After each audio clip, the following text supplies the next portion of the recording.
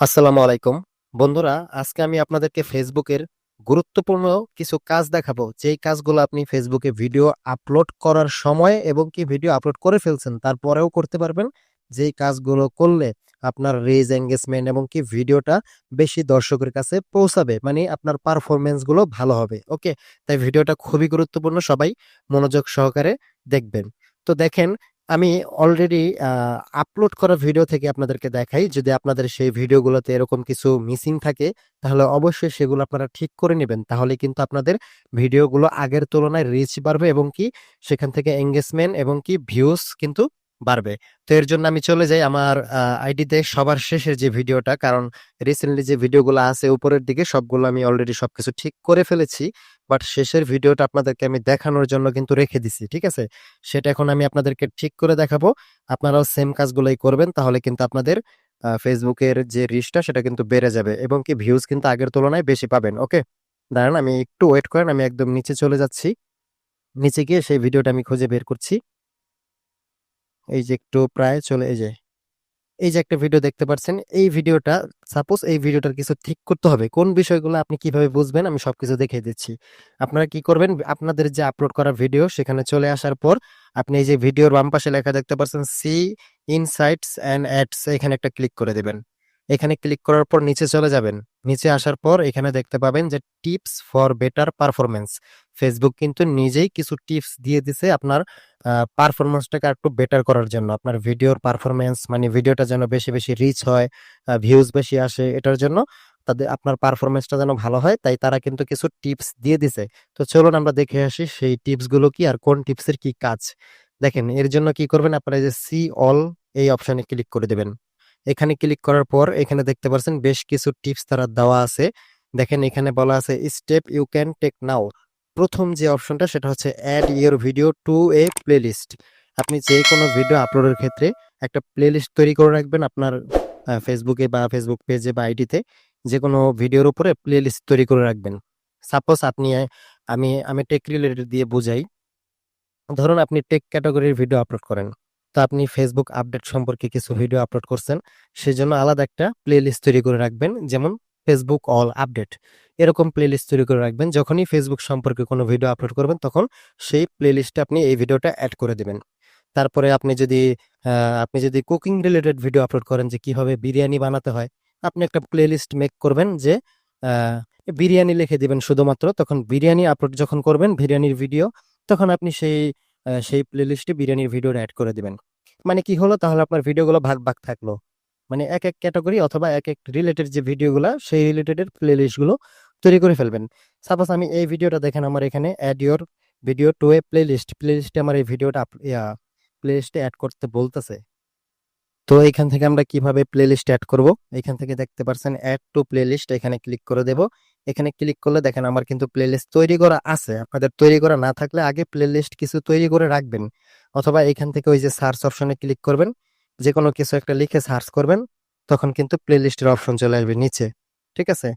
Suppose আমি এখানে কিছু একটা লিখতেছি, দাঁড়ান। আমি সাপোজ এটা লিখলাম, দেন সার্চ করলাম। এই দেখেন এখানে কিন্তু ক্রিয়েট প্লেলিস্ট ক্লিক করবেন। দেন এই যে এখানে একটা নাম দিয়ে আপনি প্লেলিস্ট করে সেভ দিয়ে দিবেন, তাহলেই হয়ে যাবে। আর আমার যেহেতু প্লেলিস্ট দুইটা অ্যাড করা আছে, তো আমি একটা, এই যে দেখতে পাচ্ছেন ফেসবুক আপডেট, এটা আমার একটা প্লেলিস্ট। এখানে আমি ক্লিক করব, তাহলে এই ভিডিওটা অ্যাড হয়ে যাবে। নিচে দেখতে পাচ্ছেন অ্যাড হয়ে গেছে। আমি যদি এটা রিফ্রেশ দিই, আবার যদি এখানে ঢুকি, আমি দেখাচ্ছি। এখন যদি আমি আবার পারফরমেন্সে ঢুকি, ঢোকার পর দেখবেন এই যে এখানে আমার অ্যাড টু প্লেলিস্ট ছিল অপশনটা কিন্তু চলে গেছে, মানে এটা আমার কমপ্লিট হয়ে গেছে।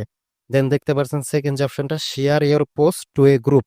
আপনার পোস্টগুলো বা আপনার যে ভিডিওগুলো আপনি আপলোড করার সময় বা আপলোড করার পরে যে কোনো অন্যান্য দুই একটা গ্রুপে শেয়ার করবেন। ওকে? শেয়ার করে দেবেন, তাহলে এটাও কমপ্লিট হয়ে যাবে। সেখান থেকে আপনি কিছু রিচ এবং কি ভিউ পাবেন। দেন এখানে দেখতে পাচ্ছেন step to take next time. তো এখানে দেখতে পাচ্ছেন নেক্সট টাইম থেকে আপনি ভিডিও আপলোড করার সময় অবশ্যই আপনি যে ক্যাপশনটা দেবেন, ভিডিও আপলোড করার সময় যে আমরা টাইটেল ইউজ করি না, সেই টাইটেলের সাথে আপনারা ইমোজি ইউজ করার চেষ্টা করবেন। আপনার ভিডিওর ইয়া রিলেটেড ইমোজি। সাপোজ আপনি অবাক করা একটা ভিডিও আপলোড করছেন, সেটার সাথে আপনি অবাক করার মতো একটা ইমোজি ইউজ করলেন। আপনি ফানি টাইপের একটা ভিডিও আপলোড করছেন, সেই ফানি টাইপের যে টাইটেল বা ক্যাপশন দিবেন, সেই ক্যাপশনের সাথে আপনি হাসির যে ইমোজিগুলো আছে সেগুলো এড করবেন। এই ইমোজিগুলোও এড করতে ফেসবুক নিজেই বলতেছে। এগুলো কি হয়, ফেসবুক আপনাদের ভিডিওটাকে পরিপূর্ণ একটা কোয়ালিটিফুল ভিডিও মনে করে, তখন পাবলিকের কাছে তারা রিচ অটোমেটিক বাড়িয়ে দেয়। ঠিক আছে? ইমোজিগুলো এড করার চেষ্টা করবেন।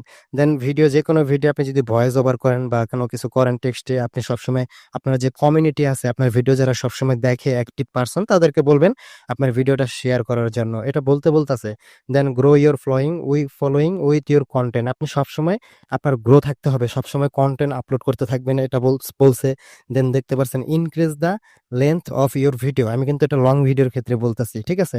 শর্ট ভিডিওর ক্ষেত্রেও সেম কাহিনী, বাট লং ভিডিওর ক্ষেত্রে যদি কাজ করেন তাহলে অবশ্যই আপনার ভিডিও যেন মিনিমাম 3 মিনিটের একটু উপরে হয়, তাহলে সেই ভিডিওটার রিচ একটু বেশি পাওয়া যায়। ঠিক আছে? দেন এখানে কি বলছে দেখতে পাচ্ছেন, add close caption to your video. তো এটা আমি আপাতত আপনাদেরকে বলবো এড়িয়ে চলতে। এটা আপাতত কেউ করবেন না, কারণ এই ক্লোজ অপশনটা নিয়ে কিছু ঝামেলা আছে, যেটা না জেনে না বুঝে করলে একটু সমস্যায় পড়বেন। তো এই ক্লোজ অপশন নিয়ে আমি পরবর্তী একটা ভিডিও দিয়ে দিবনি। দেন এই যে এখানে দেখতে পাচ্ছেন আরেকটা add a hashtag in your video. আপনি যখন কোনো ভিডিও আপলোড করবেন, সেই ভিডিওর টাইটেলের সাথে বা ক্যাপশনের সাথে নিচে হ্যাশট্যাগ ব্যবহার করার চেষ্টা করবেন আপনার ভিডিও রিলেটেড।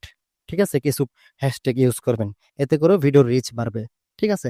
আর নিচে যে বিষয়গুলো দেখতে পাচ্ছেন, আমি অলরেডি টেকেন, মানে এগুলো আমি অলরেডি কমপ্লিট করেছি, এগুলো আমার ওকে আছে। আর এই ভিডিওতে আমার এই কয়টা জিনিস গ্যাপ আছে। এখনই যদি আমি মনে করেন আমার এই ভিডিওর ক্যাপশনে গিয়ে যদি আমি একটা ইমোজি সেট করে দিই, তাহলে আমার এই ইমোজি অপশনটা নিচে চলে আসবে এরকম টিক মার্ক আকারে নিচে চলে আসবে। ঠিক আছে? মূলত এই যে এই বিষয়গুলো ফলো করেন, আপনি এখানে ঢুকলে আপনি বুঝতে পারবেন আপনার কোন ভিডিওতে কি কি জিনিস মিস্টেক আছে। আমার ভিডিওতে একরকম, আপনার ভিডিওতে আর একরকম থাকতে পারে। এগুলো আপনি চেক করবেন, চেক করে এই অনুসারে আপনি ভিডিওগুলো পোস্ট করার সময় অ্যাড করতে পারেন, বা যদি অলরেডি পোস্ট করে ফেলছেন তারপরেও কিন্তু আপনি এগুলো সেটিং করতে পারবেন। ঠিক আছে? এভাবে করেন তাহলে কিন্তু আপনার একদম পরিপূর্ণ ফেসবুকের নীতিমালা অনুযায়ী বা তারা যেভাবে গাইডলাইন দিচ্ছে সেই অনুযায়ী আপলোড করলে কিন্তু আগের তুলনায় মোটামুটি রিচটাও বাড়বে, আপনার ভিউজটাও বাড়বে। আশা করি আপনাদের কাছে ভিডিওটা ভালো লেগেছে। ভালো লাগলে অবশ্যই ভিডিওটা শেয়ার করবেন, লাইক কমেন্ট করবেন। আর আমি আপনাদেরকে আরেকটা ভিডিও উপহার দিব, সেখানে খুবই গুরুত্বপূর্ণ একটা বিষয় নিয়ে আলোচনা করব, যেই বিষয়টা আপনারা অনেকেই এখনো পর্যন্ত জানেন না। ততক্ষণ আমাদের সাথে থাকবেন। ধন্যবাদ। আসসালামু আলাইকুম।